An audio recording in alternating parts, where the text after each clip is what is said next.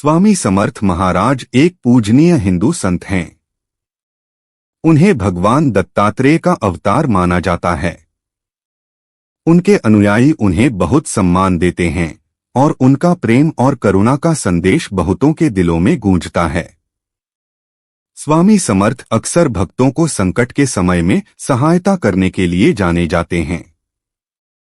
हिंदू धर्म में महत्व स्वामी समर्थ का हिंदू धर्म में विशेष रूप से महाराष्ट्र में एक विशेष स्थान है।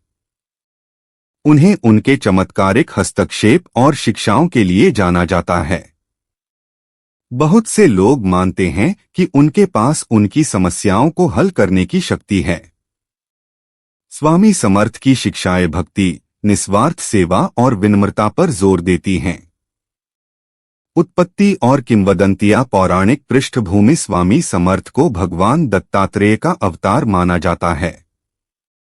किंवदंतियों के अनुसार वे दैवी हस्तक्षेप के लिए प्रार्थनाओं के उत्तर के रूप में प्रकट हुए। भक्तों का मानना है कि उनका उद्देश्य मानवता को धार्मिक मार्ग पर ले जाना था।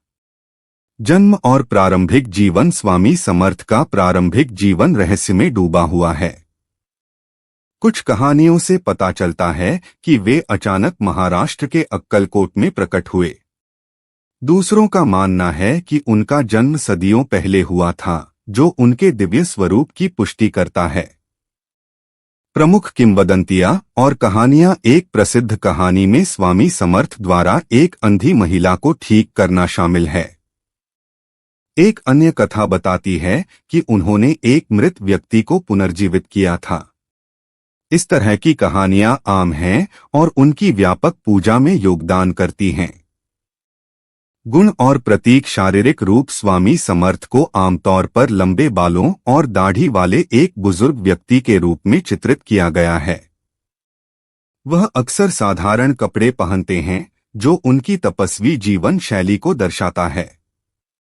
सामान्य प्रतीक और उनके अर्थ जिस बाघ की खाल पर स्वामी समर्थ बैठते थे, वह साहस और शक्ति का प्रतीक है।